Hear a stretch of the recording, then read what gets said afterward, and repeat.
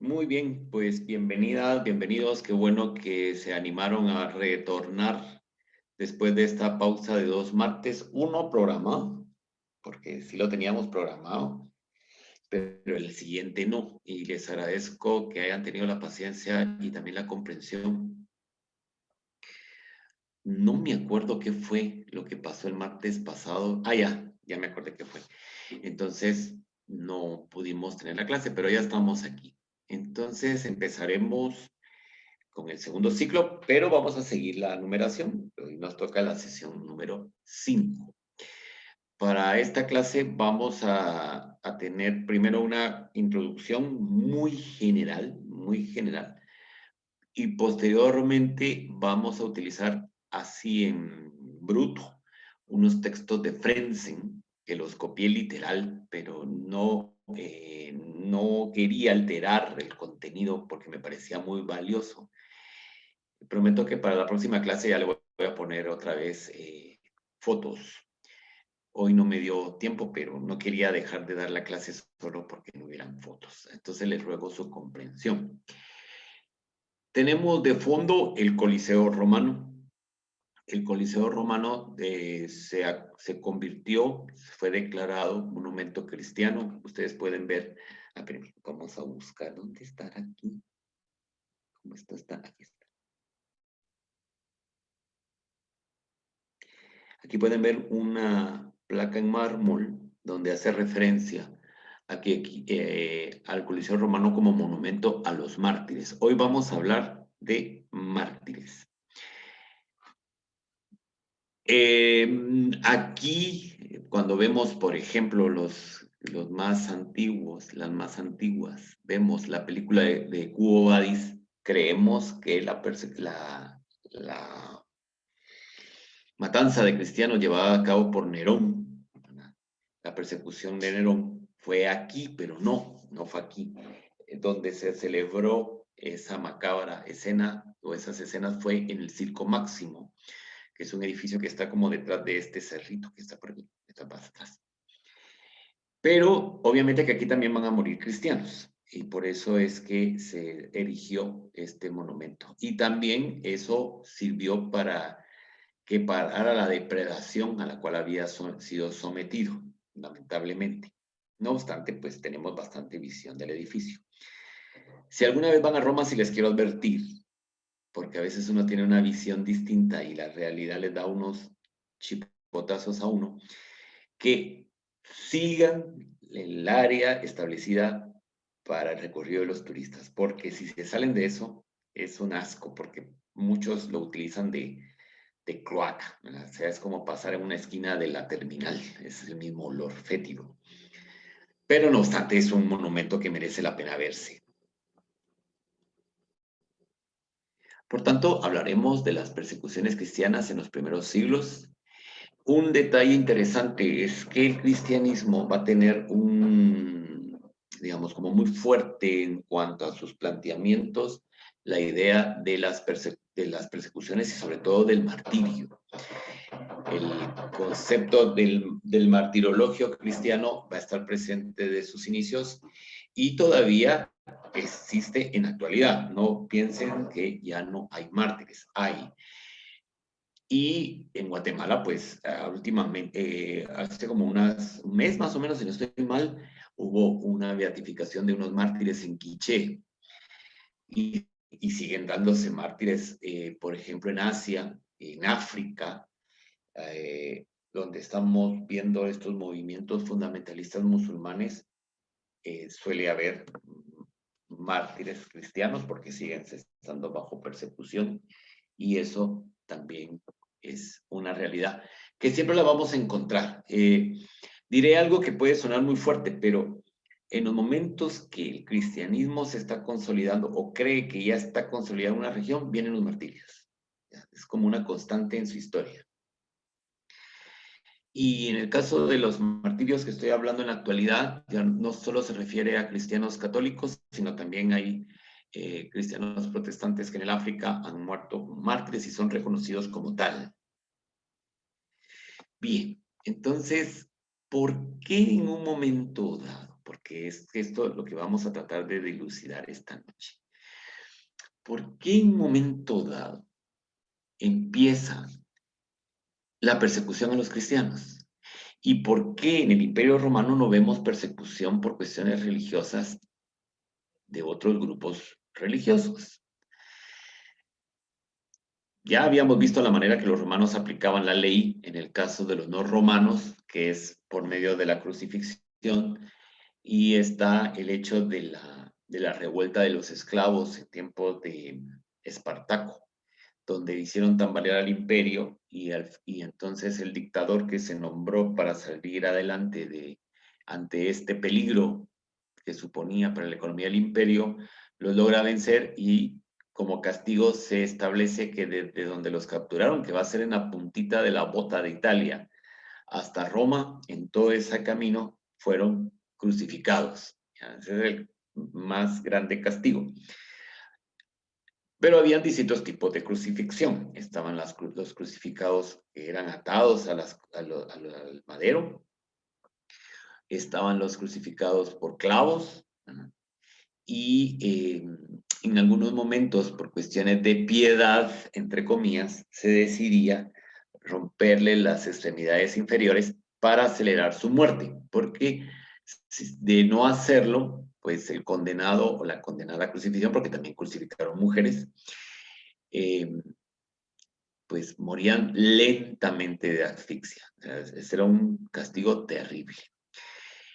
En el caso de los cristianos está documentado que junto con las crucifixiones también veremos que les quemaron vivos o los pusieron a pelear con gladiadores o con animales, de todo tipo de espectáculos que eran del gusto de los romanos de aquella época, para que sirviera de escarmiento. Y esto lo tenían que hacer público para evitar que alguien quisiera seguirles el ejemplo. Para los ciudadanos no romanos, para los ciudadanos romanos, como va a ser en el caso de Pablo, va a ser decapitado. ¿Ya? Claro, en la película que acabo de hacer referencia, ahí vemos romanos sufriendo y no romanos, pero que claro, le tenían que dar esa connotación, pero en general ciertas persecuciones van a ser por la espada, porque no podían crucificarlos al ser ciudadanos. Entonces tenemos que después de la muerte de Cristo van a empezar las persecuciones contra los cristianos y van a ser 10 persecuciones. Están registradas históricamente. La primera va a ser la de Nerón en el año 64 y van a culminar en el año 313 con el Edicto de Milán, edicto que estudiaremos a fondo más adelante. Y que le dedicaremos tiempo debido a que ahí está el centro de la gran controversia actual cuando escuchamos argumentos que el catolicismo nace con el Edicto de Milán. No es tan así, no es tan así. Pero ya lo profundizaremos en este hecho en su momento. Entonces el martirio para los cristianos será quitarle los bienes. Digamos, esa era una de las maneras en el caso de los ciudadanos romanos, ciudadanas romanas, les quitaban sus bienes, o sea, los condenaban a la pobreza, a la indigencia y a no poder vivir en las ciudades. Torturas, destierros, los desterraban a islas, como va a ser en el caso de Juan, que va a ser desterrado a la isla de Pasmos en una de las persecuciones. También podían ser condenados a trabajos forzados en las minas, a la pena de muerte, decapitados, muerte en la cruz, en la hoguera, en el circo con los leones. Y estas penas que acabo de enumerar van a depender mucho del criterio del juez, porque una de las características del Imperio Romano es que son extremadamente legalistas. Todo esto que acabamos de escuchar va a estar determinado por el derecho romano. El derecho romano. Y el derecho romano le va a asignar a cada habitante del imperio, pues una categoría.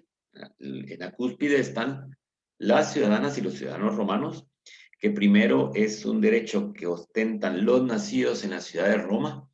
Posteriormente esto se va a ampliar a las y los nacidos en la región de Lazio, que es el centro de la península italiana.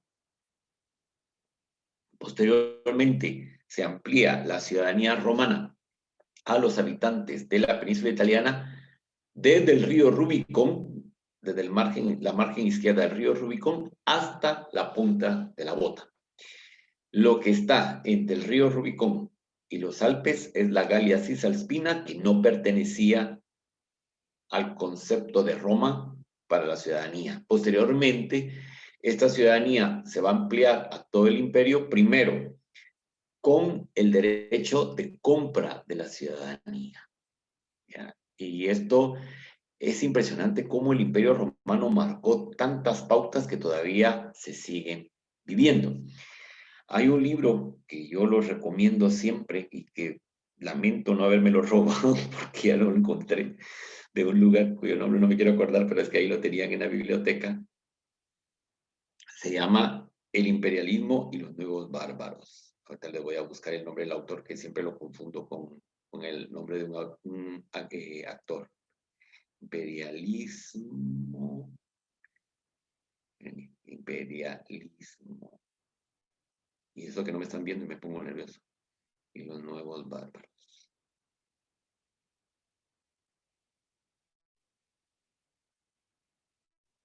Y lo quiero comprar porque es una maravilla de libro. Bárbaro. Ah, está el PDF. No, no, no. Bueno, no aparece aquí, pero el imperialismo de los nuevos, aquí está, ¿no? Aquí está, ya lo vi.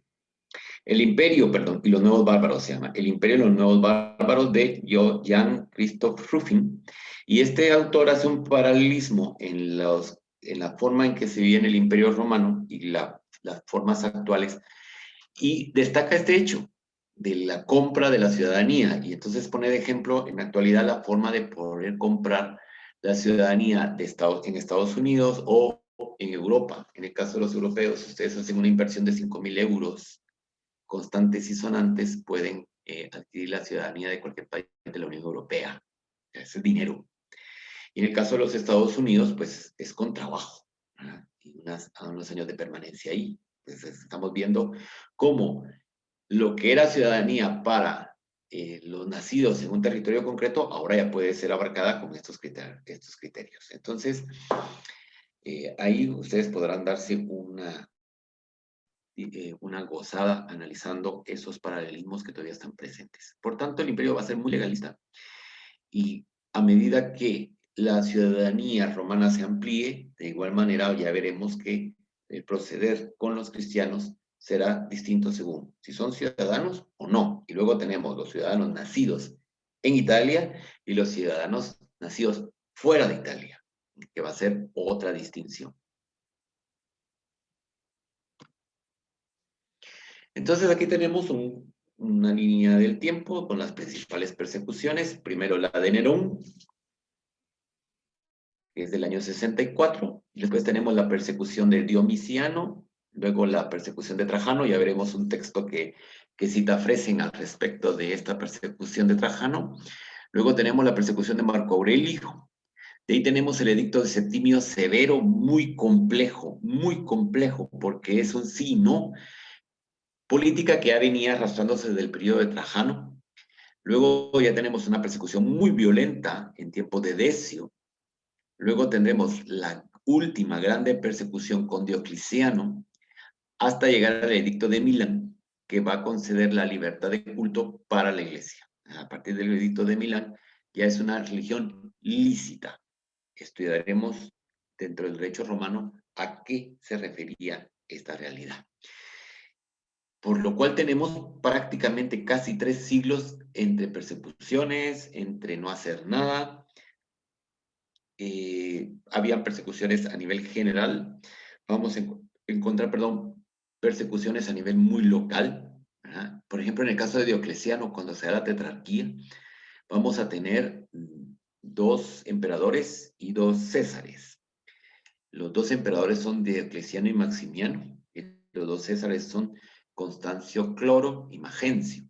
Pero resulta que en el sector de Constancio Cloro, cuando se da la persecución de Diocleciano, no la aplica, pero Magencio sí, Maximiano no. Entonces ahí ya tenemos, digamos, como allá en los últimos momentos antes de llegar al edicto de Milán, pues ya cada vez el cristianismo estaba tan implantado que les resultaba difícil poder aplicar estas persecuciones. Elizabeth nos pregunta, ¿las persecuciones tenían como centro lo religioso también aspectos económicos y políticos? Ya lo veremos, ya lo veremos. Hay de todo, de todo. O sea, no es solo uno o el otro. Veremos cómo operan los tres. Bueno, entonces tenemos el concepto del martirio, porque vamos a encontrar que va a ser como la culminación, lo voy a decir así, de una carrera, como un privilegio, porque se van a empezar a asociar el hecho del sufrimiento de Cristo en la cruz con el honor y el privilegio que los cristianos tienen de morir por el Maestro, siguiendo sus pasos. ¿Ya?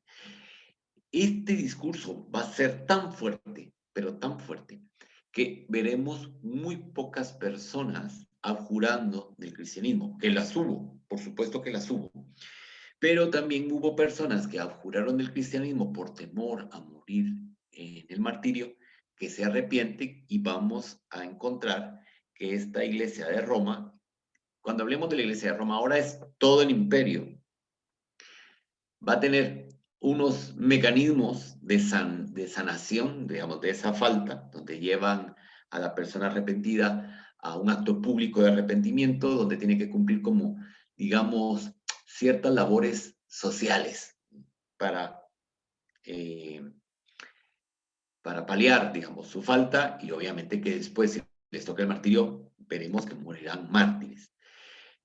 Vamos a encontrar dos tipos de persecución. La primera van a ser de las autoridades judías, que va a ser un intervalo de tiempo muy corto, debido a que a partir del año 100 al 110, pues prácticamente ya no vamos a ver esas autoridades operando. No obstante, hicieron el intento de unas persecuciones fuera del ámbito de Israel o de Jerusalén, pero que no tuvieron muchísima fuerza, ya después de la caída del templo. Y luego ya tenemos las persecuciones propiamente dichas del Imperio Romano, que van a ser 10, como ya lo apuntaba en la diapositiva anterior. Muy bien, entonces tenemos, ya dijimos 10, pero aquí vamos a poder sintetizar 3 persecuciones. La del año 64 después de Cristo, que es donde muere Pedro y Pablo, y la excusa que se va a tomar es el incendio de Roma. Roma es una ciudad que se va a incendiar constantemente. Y esto contradice algo que pusieron en boca de César Augusto, que es, me dieron una ciudad de madera y yo la devuelvo de mármol. Claro, devolvió de mármol toda la parte, por decir así, el centro. ¿Ya?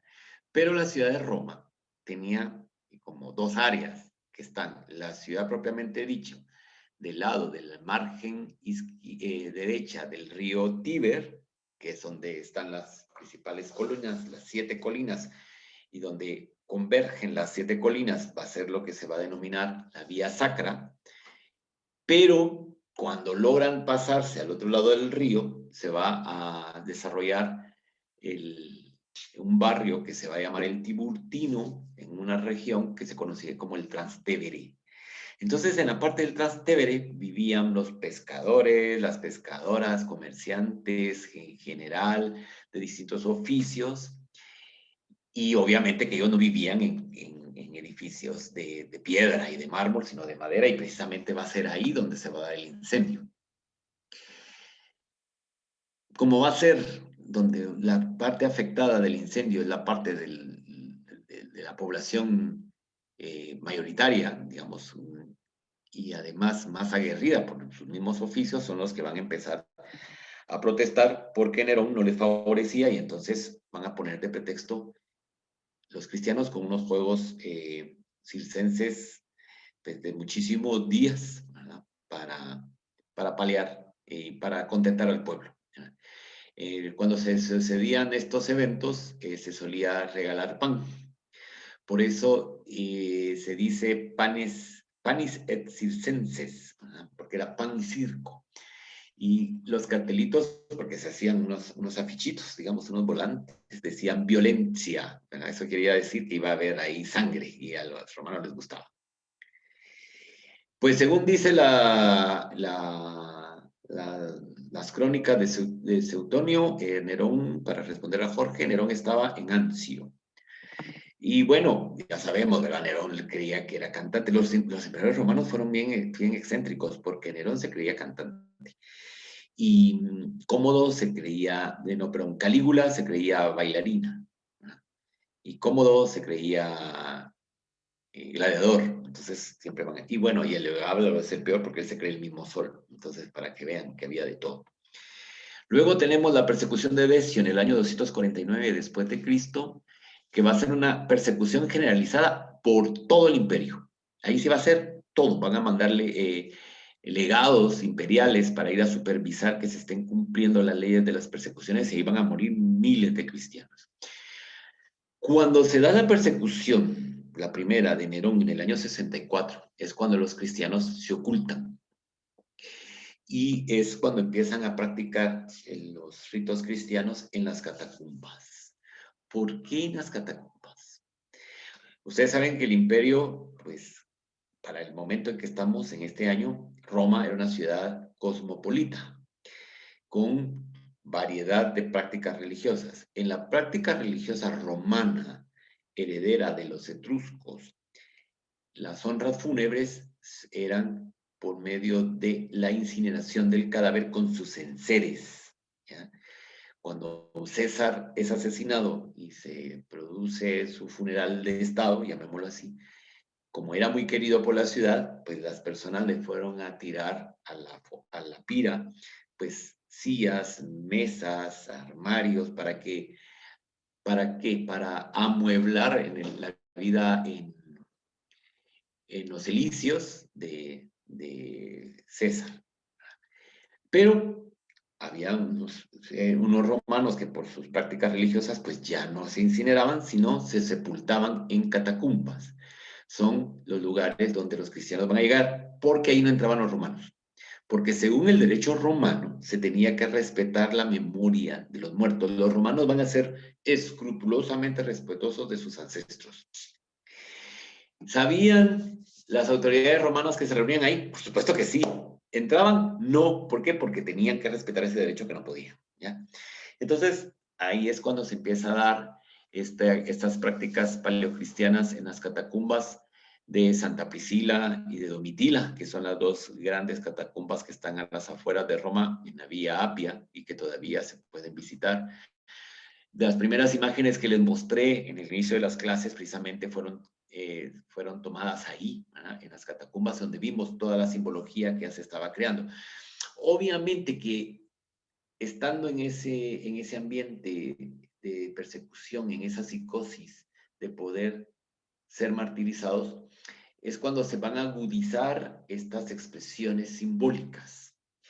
Y por eso es que vemos al buen pastor como un referente constante, porque es que saben que ese pastor les va a salvar el alma. ¿Ya? Por eso hay mucha referencia.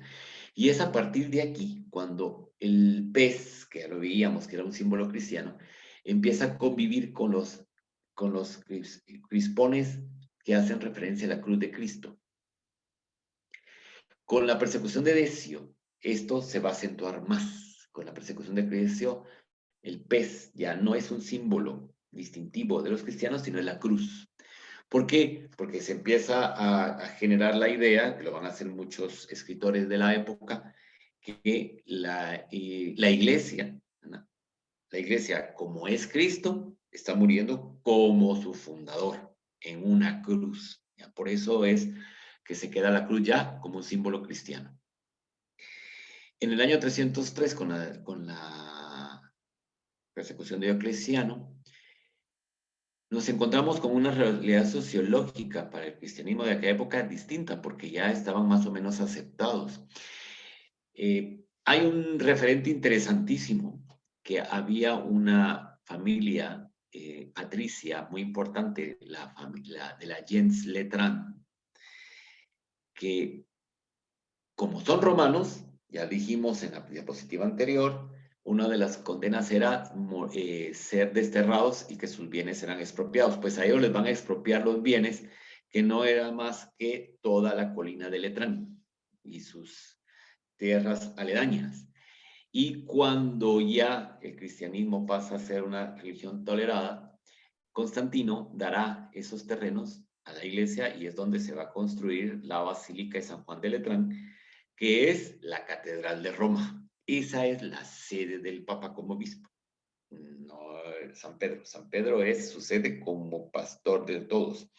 Pero la diócesis, la Catedral de Roma, la Arquidiócesis de Roma, tiene su catedral en San Juan de Letrán. Muy bien, entonces, como ya más o menos eran aceptados, los masacró por ofrecer sacrificios al emperador. O sea, para eso se hizo. Y arrasó ciudades completas. Esto fue tremendo, porque lo mismo que les decía antes, lo cual va a llevar a los césares, algunos a acatarlo, al otro no. Y lo mismo va a pasar con el emperador Maximiano, que de mala gana lo empieza a hacer, porque tanto en la corte de Diocleciano como en la de Maximiano habían cristianos. Y en la corte de Constancio Cloro había una cristiana. ¿Y quién? ¿Y qué era? La mamá de su hijo. ¿Quién era el hijo de Constancio Cloro? Constantino. Porque la madre de Constantino, Helena, era cristiana. Entonces, obviamente que Constancio Cloro no iba a perseguir a los correligionarios porque si no te tenía que irse su esposa. Entonces, ahí ya vemos esos motivos que frenaron en esa región del imperio esta última persecución. Entonces, aquí ya vamos a ir determinando un poquito más cómo es que vamos a ir perfilando los motivos. Al principio, las autoridades romanas veían al cristianismo como una secta judía. De hecho, con Nerón todavía se tiene esa visión. Suetonio nos dice que Popea era prosélita de los judíos y que por eso fue que también instigó para que se hiciera esa persecución. Eso ya habría que probarlo. Suetonio también no era un historiador rigurista en el sentido estricto del término, pero digamos ya tenemos un dato referente a ese aspecto. Y también los veían con indiferencia. Y cuando se daban estos tumultos en las ciudades romanas entre judíos y cristianos, lo veían como un problema de ellos. Pero esto va a cambiar, porque vamos a empezar a ver la persecución a cristianos por ideas peligrosas para el imperio. Hay una cuestión bien importante. Desde el periodo de Octavio Augusto, César Octavio Augusto, hay una intencionalidad por parte de ciertos personajes para quedar bien, de querer nombrar a Augusto Dios. Pero, permítame, voy a silenciar un grupito que me acaban de incluir y lamentablemente tengo que estar ahí. Y entonces, vamos a ver una cosa.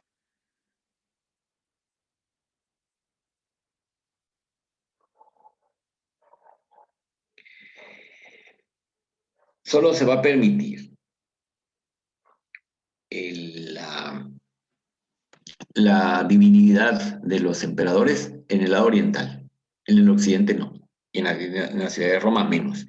Pero al morir, sí. Bien, entonces, el emperador, a medida que va avanzando el imperio, se empieza a identificar más con el Estado. El Estado de Roma es igual, el emperador. El emperador es el Estado de Roma. ¿Ya? Entonces, si el emperador es divino, Roma también. Roma es divina. Y los emperadores romanos tenían, entre los títulos diversos que tenían, porque acuérdense que, sobre todo en el Alto Imperio, las estructuras jurídicas del imperio eran las estructuras jurídicas de la república. Entonces había un senado, ¿ya? Habían pretores, ¿verdad?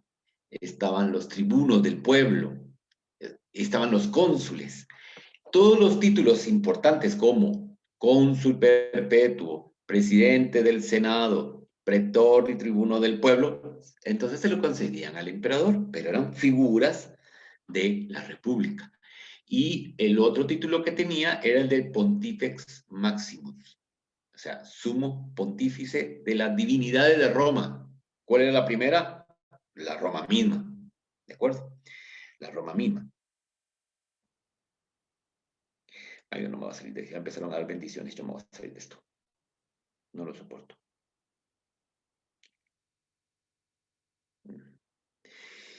Los cristianos predicaban la segunda venida de Jesús a instaurar su reino. Entonces están hablando de un reino. Y entonces eso quiere decir que nosotros nos vamos. Y por eso empiezan ya ciertas rencillas. Se negaba a rendir culto al emperador. ¿Por qué? Porque solo podía rendirle culto a Dios, ¿verdad? Que es Cristo. Rechazaban la esclavitud. Esto va a ser muy interesante. En la película antes referida de Quo Vadis hay un dato que me parece interesante cuando la famosa familia cristiana donde vivía Ligia y ella le dice, no, aquí nos vemos esclavos, todos somos, no sé, pues que esa era la mentalidad que tenían muchos. Eran contrarios a la violencia, ¿verdad? ¿Por qué? Porque ellos no podían comer de carne de animales sacrificados. Entonces empezaron a dejar de ir al circo y esto ya empezó a ser como sospechoso, ¿verdad? Para el Sanedrín judío, pues consideraban blasfemo el mensaje de Jesús, por supuesto. Se empezó a perseguir y matar a sus seguidores, como lo vimos cuando Pablo va a Damasco a buscar cristianos porque los tenían que matar. Y precisamente Esteban, que va a ser el primer mártir, va a ser martirizado por el Sanedrín judío, no por los romanos. Aquí los romanos todavía no les ponen muchísima atención, ¿verdad?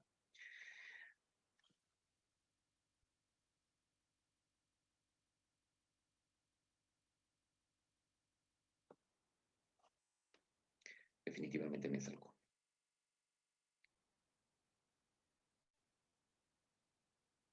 No soporto eso de bendiciones, lo siento. Perfecto, sigamos. Aquí ya vamos a ir a los textos y vamos a avanzar más y profundizar más, pero ya estamos en un texto de Frentzen, de la página 57 a la 61. Muy bien, entonces aquí ya vamos a profundizar esto. El Imperio Romano era un estado basado sobre el derecho, lo que les decía antes. ¿Ya? Todo lo van a hacer con base a derecho. Si procedió violentamente contra el cristianismo, nos dice Frentzen, debemos suponer que tenían motivos para ello. Dentro de la concepción del ordenamiento del Estado, según el derecho romano, había motivos para hacerlo. ¿Ya? Tenemos muy pocas declaraciones oficiales que nos expliquen el fundamento jurídico de las persecuciones del imperio contra los cristianos, pero las hay, porque todavía existen algunas actas, porque como si son apegados al hecho, todo lo llevaban por escrito. ¿Ya? Entonces están ahí los procesos contra los cristianos. Por ejemplo, el proceso contra Santa Cecilia existe. ¿Los órganos estatales actuaron tal vez con los cristianos basándose en alguna ley especial? Nos pregunta Frentzen. ¿O hicieron uso únicamente de un derecho de vigilancia propio de la policía estatal? Porque consideraban que el cristianismo era una religión ilícita, religio ilícita. Esta vieja cuestión disputada no ha sido aún resuelta. Cuando Tertuliano habla ocasionalmente de un institutum neronianum, es decir, un código legal de Nerón, no hay que pensar en un fundamento jurídico. O sea, es una ley, en una ley de Nerón que habría promulgado contra los cristianos. No es eso, sino sencillamente en el hecho de que es el emperador el que inició las persecuciones. A eso se refiere Tertuliano cuando se habla de un institutum neronianum, es decir, que instituye Nerón esa persecución. El mismo Tertuliano amonesta al Estado romano porque procede sin una base jurídica. Es decir, Nerón establece esa persecución, pero jurídicamente no está fundamentada. Y de un modo totalmente incoherente contra los cristianos, nos dice Tertuliano. Estamos hablando de un romano que está criticando el actuar y no es, digamos, no es una persona que desconozca el derecho. Este reproche de incoherencia se dirige ante todo contra la disposición que Trajano ha adoptado en su reescrito a Plinio, porque después Trajano veremos que va a hacer algo que desconcierta a todos, entonces se considera una incoherencia. ¿Por qué? Porque se afirmaba, Trajano le decía a Plinio, que debía castigar a los cristianos por el hecho de serlo. Propter nomen ipsum, cuando habían sido denunciados. Si había una denuncia que alguien era cristiano, pues solo por el mismo hecho de ser denunciado de que es cristiano, eso se refiere al propter nomen ipsum, había que castigarlo. Pero también se exigía que el Estado no los persiguiera, es decir, van a ser castigados si los denuncian, pero ustedes no los van a salir a buscar. Entonces se pregunta Tertuliano, si son delincuentes, ¿por qué no son perseguidos? Lo que sucede es que Tertuliano critica lo de Nerón porque Trajano se va a amparar en esta, digamos, en esta tradición jurídica que había establecido Nerón. Y Tertuliano pues le dice, bueno, si no son delincuentes, por qué no son perseguidos? Solo denunciados. Y si no son malhechores y no es necesario hacer indagaciones sobre ello, ¿por qué son condenados y castigados? Me parecen dos preguntas muy interesantes que le hace. Posteriormente tenemos a Adriano, que va a mantener esta actitud incoherente. Adriano es uno de los emperadores más interesantes de los tantos que hay en el imperio, pero Adriano sobre todo porque va a ser pues un poco, digamos, bohemio, si ustedes lo quieren ver así, muy ilustrado. Hay una novela preciosa, una biografía novelada preciosa de Adriano, que se llama Memoria de Adriano, de George Senac, que ya no me acuerdo el nombre de pila de George Senac. Vamos a ver, Memoria de Adriano. Margarita George Senac, exactamente. Se lo recomiendo, es buenísimo, buenísimo. Muy bien, entonces es un rescripto que Adriano le envía a Minucio Fundano en el año 125. Pero en el 249-251 tenemos la persecución de Decio. Pero Decio sí va a hacer unas leyes basadas jurídicamente para aplicar procedimientos contra los cristianos. Entonces, este Decio se va a inspirar en ciertas de estas disposiciones del derecho romano, en la tradición que había dejado Nerón, en lo que había hecho Trajano y en lo que había hecho Adriano. Entonces ya hace una serie de leyes contra los cristianos. Ahora, las fuentes cristianas sobre las persecuciones nos ofrecen un panorama más completo de toda la cuestión. Y para esto existen tres clases de información. Esto es muy importante para entender el proceso de los mártires. Tenemos las actas de los mártires auténticas, es decir, actas que sí son verídicas, las pasiones o martiria, que ahora explicaremos, y luego las leyendas y narraciones. Esta última parte, las leyendas y narraciones, es muy interesante, porque cuando lleguemos ahí, les voy a hablar de un santo que se inscribe aquí, en leyendas y narraciones. Bien, en el inciso A, por tanto, tenemos las actas de los mártires auténticas, basadas en parte en relatos directos de testigos oculares, como en el caso del martirio de Policarpo, de Ptolomeo y de Lucio, o de los mártires de Cilium, de Apolonio, de Perpetua y de Felicidad. Esta Felicidad y Perpetua, por ejemplo, aparece en la oración previa a la consagración en el misal romano. Se habla de Felicidad y Perpetua, Cosme y Damián, aparecen. Este texto, la próxima vez se lo voy a traer porque es muy bonito, porque recoge primero la línea de los primeros papas y después la línea de los primeros mártires. Lamentablemente ya no se usa. Existe todavía, se puede usar en las misas actuales, pero es muy largo y la gente se les aburre, los curas se cansan y entonces no lo hacen. Lástima porque ese texto es prácticamente como una síntesis de la historia de los primeros pasos del cristianismo. Su valor, por tanto, es inapreciable, aun cuando las actas de los mártires fueran en gran parte reelaboradas en la forma para que sirvieran como lectura edificante, su contenido se transmitió intacto. En la mayoría de los casos relatan con dolorosa exactitud los interrogatorios y las condenas, y salen con la mayor crudeza. ¿ya? Posteriormente, estas actas van a ser, como bien lo dice aquí Frentzen, escritas de una manera como de divulgación para que los cristianos, las cristianas se edifiquen ante el ejemplo de aquellos primeros mártires. El número B son las pasiones o martiria. Se trata de relatos compilados íntegramente por contemporáneos fidedignos y que en parte se remontan también a informes de testigos oculares, pero son en general redacciones de segunda mano. Es decir, personas que eran contemporáneas de los mártires, vieron su martirio, se volvieron cristianos, empezaron a indagar de ellos, empezaron a preguntar cómo fue y van a escribir estos textos. ¿De acuerdo? Y luego tenemos el número C, que es leyendas y narraciones en tiempos posteriores, carentes casi por completo de valor desde el punto de vista histórico y que con frecuencia no permiten ni siquiera captar lo que sucedió realmente, si es que hubo una base histórica, ¿ya? Pues ejemplo de este caso, del número de la inciso C, es el martirio de San Jorge. Y miren la fuerza que todavía tiene San Jorge, porque San Jorge es patrón de casi todos los países y ciudades europeas. Es patrón de Inglaterra, de Aragón, de Cataluña, de Cerdeña, de Córcega, de Rumanía, de Rusia.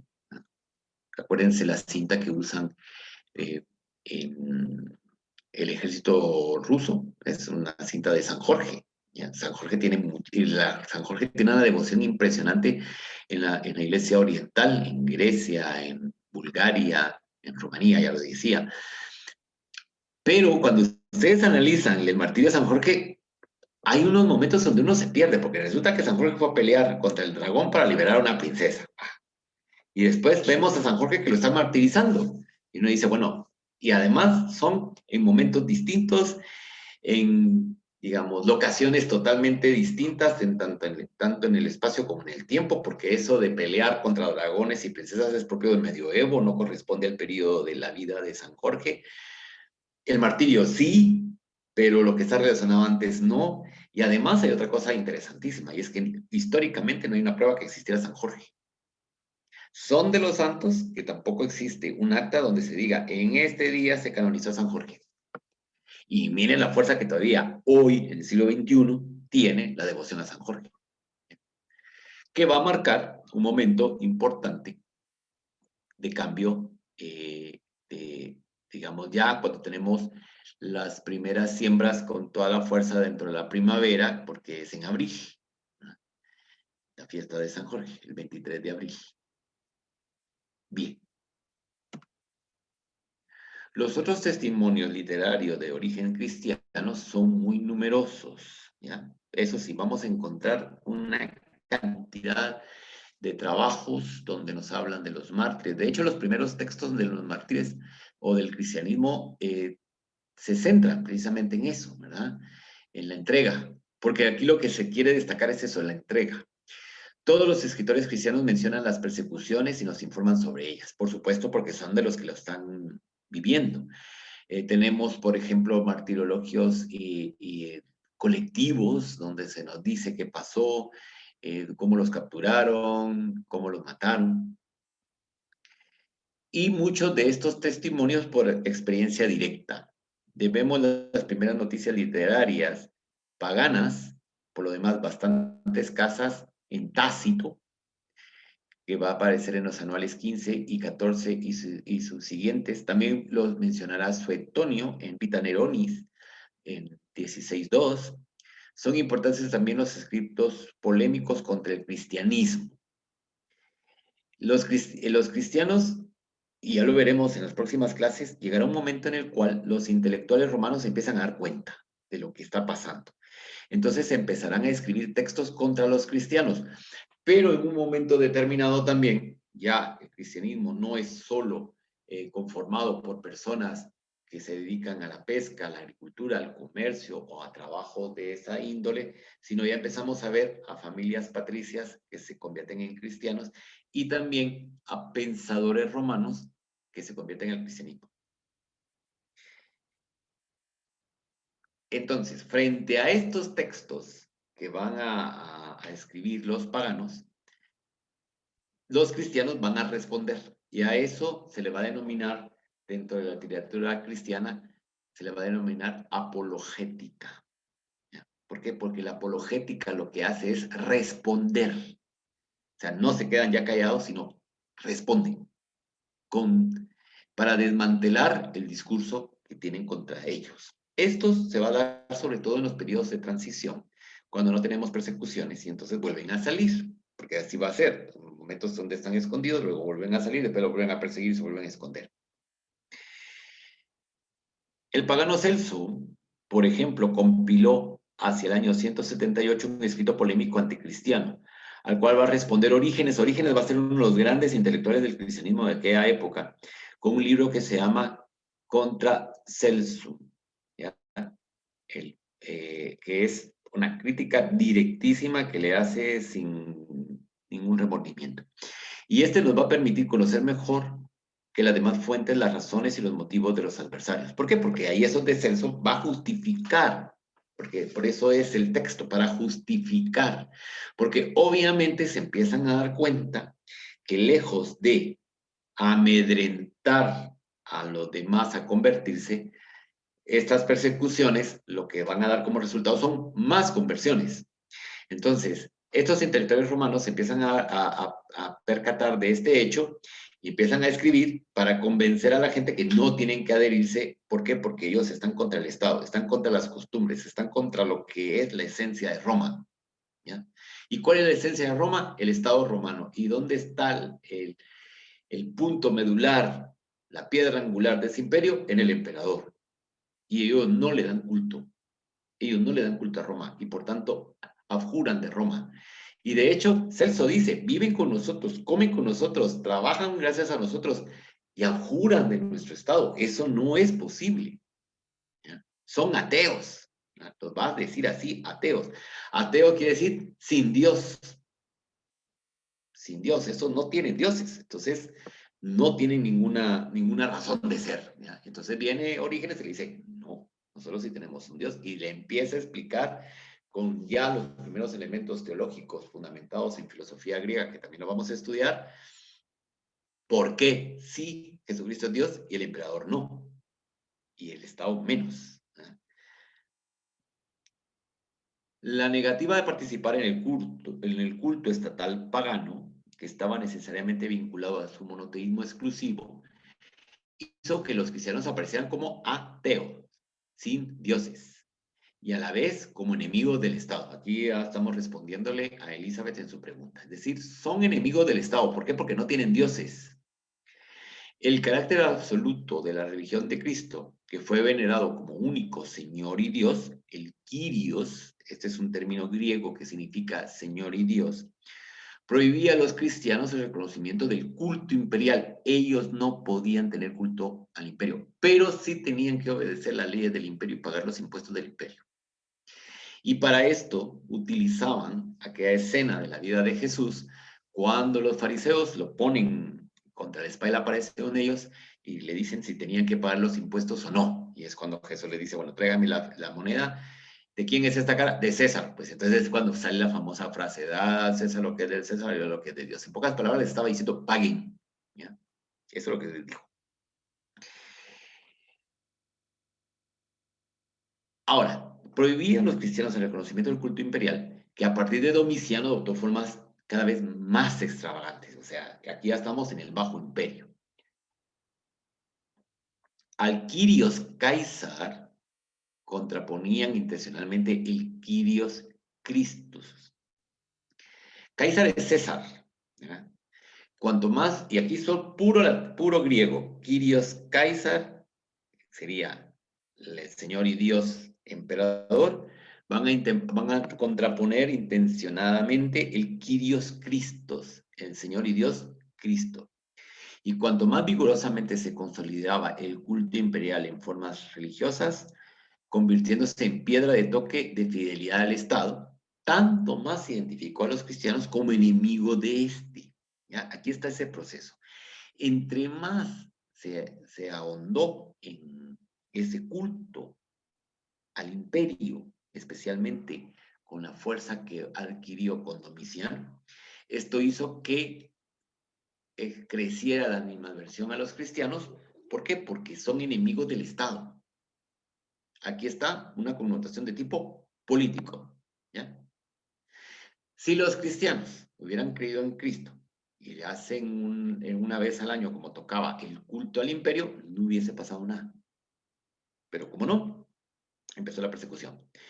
El Estado romano se basaba sobre fundamentos religiosos y aun cuando por lo general se mostraba tolerante hacia los cultos extranjeros, va a exigir, no obstante, que estos tributaran al emperador la veneración que le correspondía y reconocieran a los dioses del Estado. Roma era un dios, era la diosa Roma, y tenían que reconocerle la superioridad y por tanto había un culto. Ahí ya tenemos, por tanto, los motivos.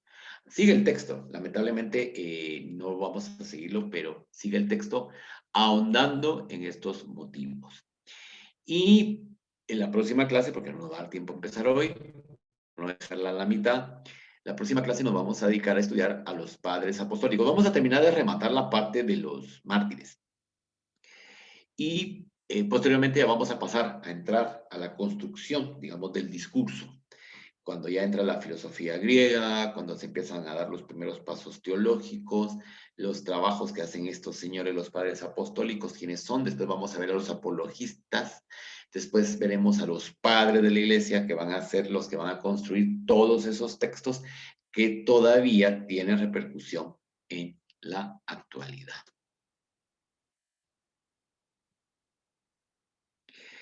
Muy bien. ¿Alguna pregunta? Por favor, comentario. Aquí está, no miraba la camarita, ya la vi. Bueno, ya se ve, ya se está yendo.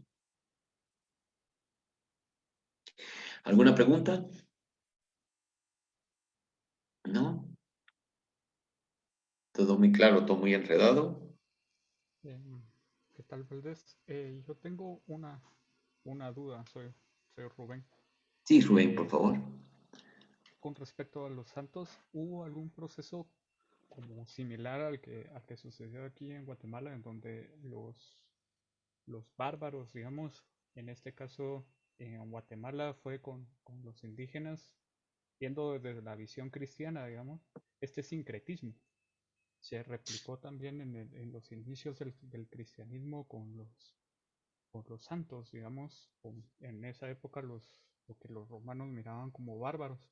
Si Ujú. hubo algún tipo de sincretismo o sobreposición de algunos dioses reflejados en esos santos, como era el caso de, de aquí en sus orígenes, ¿verdad? Como Sí, digamos el caso de San Jorge, digamos sí, ahí, verlo como una sobreposición de dioses. sí, sí, y esto va a crecer con más fuerza con el arrianismo, que ya lo vamos a estudiar también. Y por eso es que el arrianismo va a tener tanto éxito entre los pueblos germánicos. Los primeros pueblos germánicos que aceptan el cristianismo lo van a aceptar bajo la denominación arriana. ¿Por qué? Porque en las creencias germánicas, por ejemplo, Odín es un superhombre. Y entonces cuando usted ve, por ejemplo, esa figura de Odín y Thor y todos estos, y cuando uno lee sus narrativas de su manera de actuar y tal, pues como usted bien dice, a uno lo lleva con la mente a San Jorge, ¿verdad? Que tienen mucha de la iconografía que vemos en Odín y en Thor, también la vamos a encontrar en San Jorge, que eso es un elemento que tenemos que tomar en cuenta. Es tan la fuerza de San Jorge que en Cracovia, ahí había el dragón y se dice que también ahí fue San Jorge a pelear con el dragón. Entonces, obviamente que tiene el sincretismo, tiene que, y eso para responder a Rubén, pero que nos quede también ya como una premisa para todo el curso, el sincretismo es fundamental dentro del cristianismo. Si no, no hubiera llegado hasta hoy y tampoco hubiera abarcado como abarcó tantos pueblos, tantas culturas, tantas cosmovisiones que son distintas a la cosmovisión primigenia. Ya lo vimos con el Imperio Romano, porque la cosmovisión primigenia es judía, pero posteriormente adoptan la cosmovisión del imperio, que es helenística. Posteriormente van a adoptar la cosmovisión germánica. Pero en ese momento, cuando ya vemos convivir la cosmovisión romana con la cosmovisión germánica, la cosmovisión judía ya lleva como 6 siglos que ya no tiene peso. Lo mismo veremos, por ejemplo, cuando llegan al Asia, los cristianos, cómo van a ir adoptando las cosmovisiones de cada una de las regiones. Y se está operando en la actualidad en África. O sea, si ustedes quieren verlo en directo, es de seguir cuáles son los procedimientos, cuáles son las formas de esto en África. Y no digamos en América, ¿verdad? No digamos en América. Yo no sé si usted, Rubén, era del grupo de estudiantes cuando leímos la teología indiorum de Domingo Vico. Esa es la aplicación de esto en América, en Guatemala, en las Verapaces, ¿verdad? Entonces, es lo mismo. Si usted, por ejemplo, va en las regiones católicas europeas, sobre todo, vamos a poner un ejemplo, Baviera, o en general, Francia también lo vemos, en España lo vi menos, pero también existe, las famosas cruces de camino. Esas cruces de camino no es fortuito que estén ahí, sino que tienen un significado y es a medida que el cristianismo, porque primero el cristianismo fue urbano, pero aún en el siglo IV todavía seguía siendo eminentemente urbano. Entonces, cuando se decidió llevar el cristianismo a los pagos, donde vivían los paganos, que son los del campo, la mejor forma fue donde estaban, digamos, esculturas de las divinidades que adoraban en ciertas regiones, las quitaban y ponían una cruz. O sea, ¿seguía siendo un lugar sacro? Sí, solo que ahora cristianizado. Y esto es una dinámica constante, constante, que ya lo iremos viendo en el camino, Rubén. Muchas gracias por su pregunta. Espero haber satisfecho su inquietud. Gracias. Alejandro Cobar, por favor. Buenas noches, doctor. Solo con una duda. ¿A partir de qué momento se puede hablar de un culto a los mártires? Desde los primeros tiempos. Desde el principio. Desde el principio. ¿Por qué? Porque automáticamente un mártir pasaba a ser un santo. Automático. Porque eran ejemplo. Y entonces era el ejemplo a seguir. Y entonces se les empieza a rendir culto de veneración. Ya que estamos en el secretismo que mencionaba Rubén, ese concepto de culto de veneración es la herencia de la sociedad romana de la veneración a los antepasados. O sea, no les era ajeno esa manera de proceder. Y de hecho, en la actualidad, si alguien es mártir, su proceso de beatificación y canonización es casi inmediato. Si se prueba que murió en defensa de la fe, ya está. ¿De acuerdo, Alejandro? Sí, doctor, muchas gracias. De nada. ¿Alguna otra intervención? Doctor, buenas noches. Solo una Jorge, por pregunta. favor, buenas noches. Los mártires se conocen más los de Europa, pero ¿qué pasa con la otra iglesia? ¿También hay mártires? Porque en realidad yo conozco más mártires de la iglesia romana que de la ortodoxa. Bueno, es que lo que pasa es de que, como acuérdese que la separación se va a dar hasta en el año 1052. Y de hecho hay mártires que comparten las dos. Ahora, por poner un ejemplo, ya que estamos ahí, la Iglesia Ortodoxa rusa reconoció como mártir a Nicolás II y a su familia. La familia de ellos fueron canonizados por la Iglesia Ortodoxa rusa como mártires. Ellos son santos y santas. Pero usted no va a tener aquí en Guatemala una imagen de la familia imperial rusa de los Romanov en su altarcito. Pero en Rusia a lo mejor sí. Yo como no he estado ahí, no le puedo decir si existe, pero en las iglesias ortodoxas dedicadas a San Nicolás Romanov, hay, por supuesto. ¿Ya? Y por supuesto que ellos también tienen sus mártires. Así, lo mismo le podrá decir alguien, por ejemplo, en Rumanía, que diga, yo conozco más a los mártires nuestros que a los de Occidente. ¿Por qué? Porque a partir de la separación, pues ya cada quien tenía sus figuras. ¿De acuerdo, Jorge? Gracias, doctor. De nada, de nada. Pues muy bien, yo creo que estamos agotadas y agotados, aunque nos pudimos pasar unos minutitos porque tuvimos una pequeña charla de la vacuna. Nos veremos entonces el próximo martes a la misma hora, a las 8 de la noche. Y muchísimas gracias por su constancia, por seguir aquí presentes y por seguir en este curso.